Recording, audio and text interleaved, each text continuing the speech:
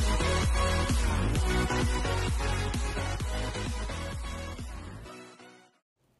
guys, this is Alani Bongs TV. So guys, ito nagpe-prepare ako ng malunggay, ng sitaw. Gagataan ko siya. Ayan, for lunch. Magawa, ito, medyo okay na ako ngayon. Kagagaling ko lang ng ospital. Medyo nagkasakit ako, kaya ito, bumalik na naman ng impis ng mukha. Ayan guys, sobrang pagod siguro. Yan, nagkasakit. 3 days din ako na confine. Ayan.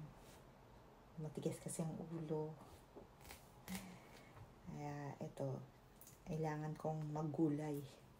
Kasi guys, alam nyo, tumaas ang aking blood sugar. Kaya ako na-confine. Medyo need ko pang mag-rest. Kaya ito, nasa bahay lang.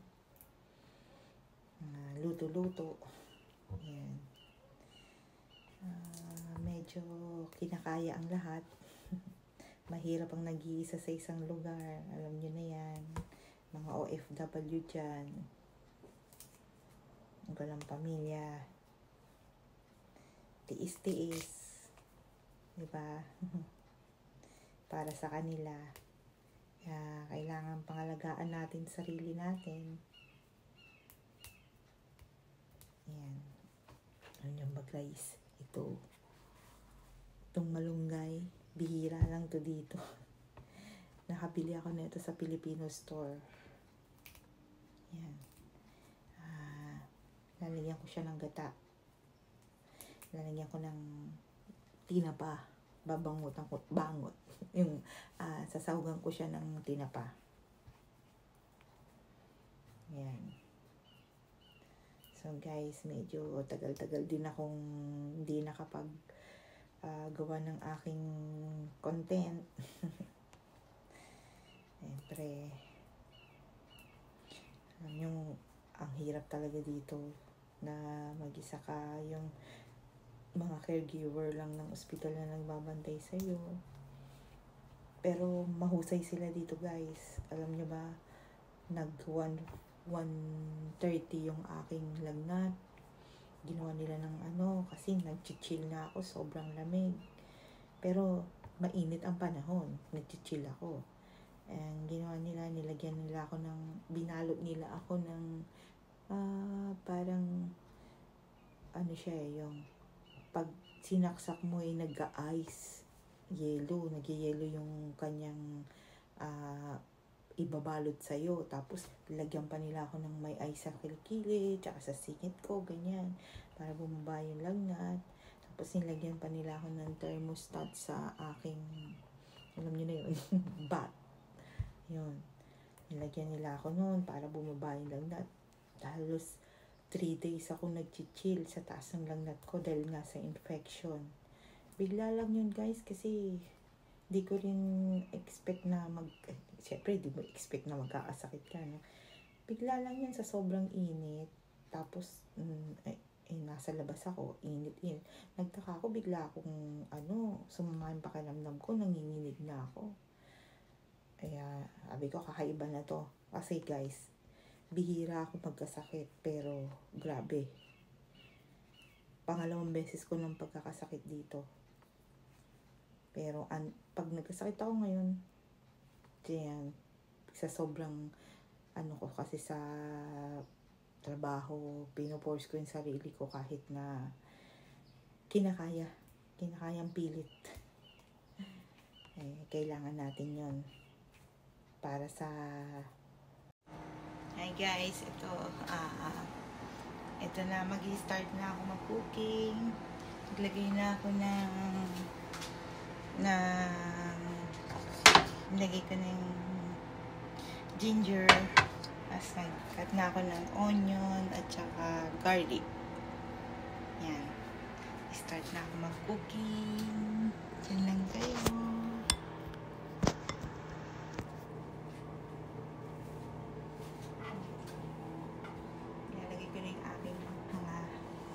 ingredients. Ayan. So, okay.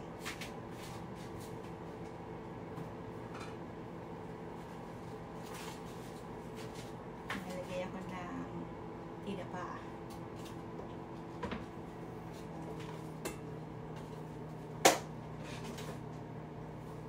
Then, aking munang hihimayin yung tinapa para ilagay ko sa vegetable, ang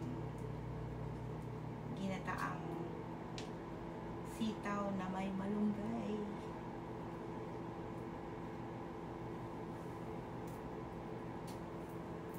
Guys, hihimayin ko lang yung aking tinapa.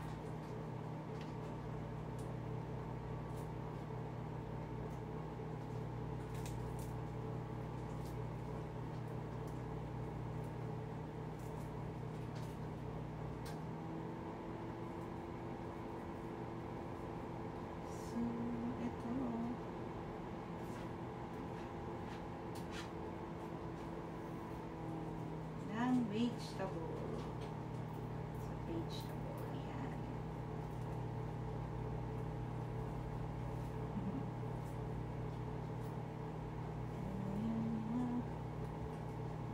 Tinapa. Sa Filipino store ko rin siya pinili.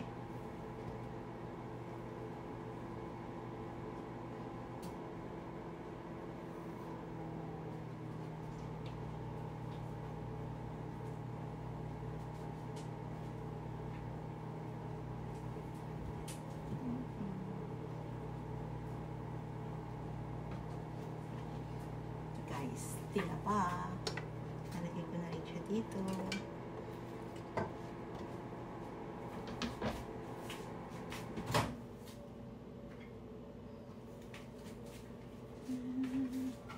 Nalagay ko rin siya.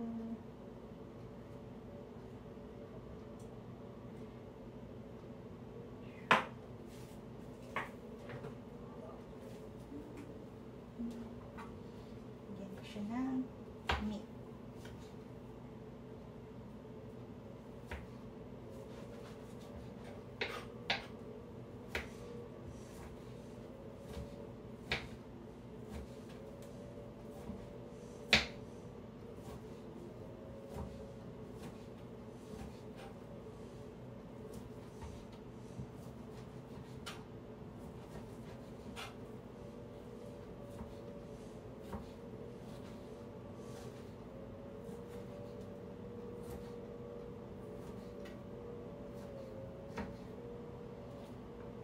Ko rin siya ng meat.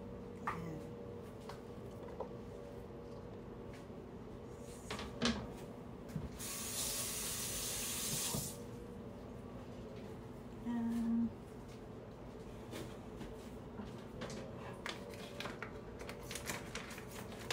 Lagay ko na ito ang aking gata.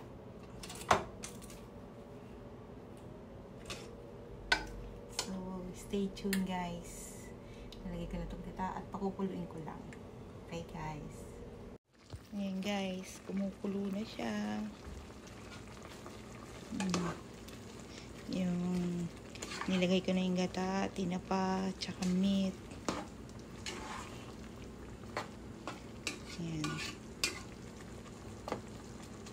Tapos, isusunod ko ang sitaw. At ang aking malunggay. Yan. Kulong-kulo na.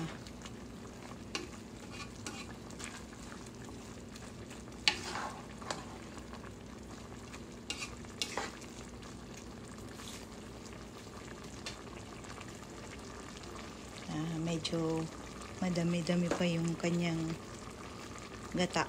Kaya maya-maya ko pa ilalagay yung sitaw. So, stay tuned, guys. So, guys, ito na. Ilalagay ko na yung aking sitaw. Sitaw.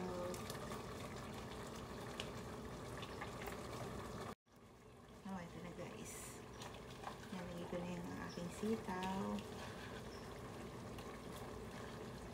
So, palalambutin ko ngayon itong sitaw dito sa gata.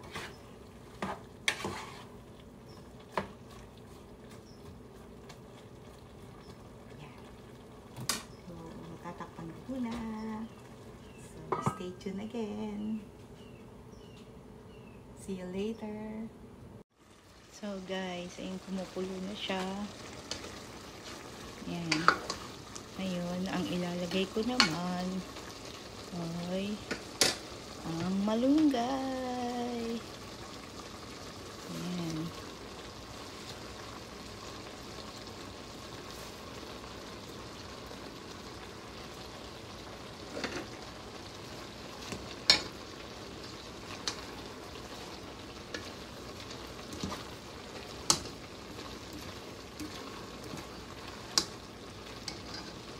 Ito ang malunggay.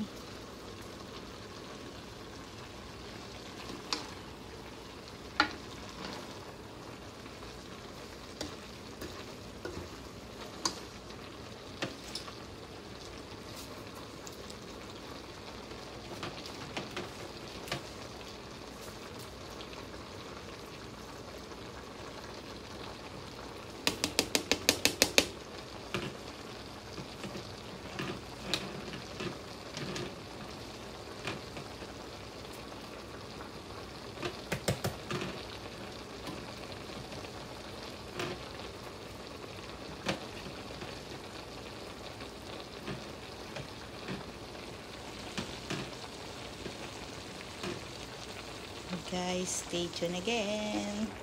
See you later. Guys, kumukulo na rin siya. Lalagyan ko ulit siya ng gata.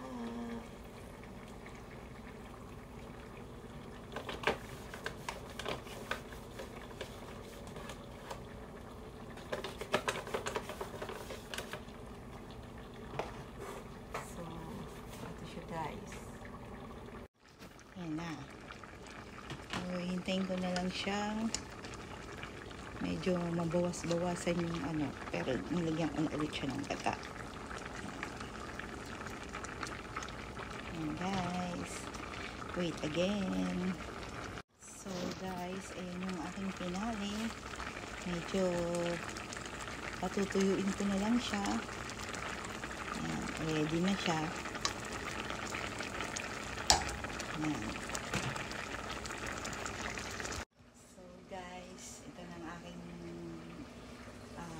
Lunch at dinner na rin. So guys, see you on my next video. Bye! Don't forget, Alani Bongs TV. Click subscribe and like. I-share nyo na rin po. See you on my next video. Bye!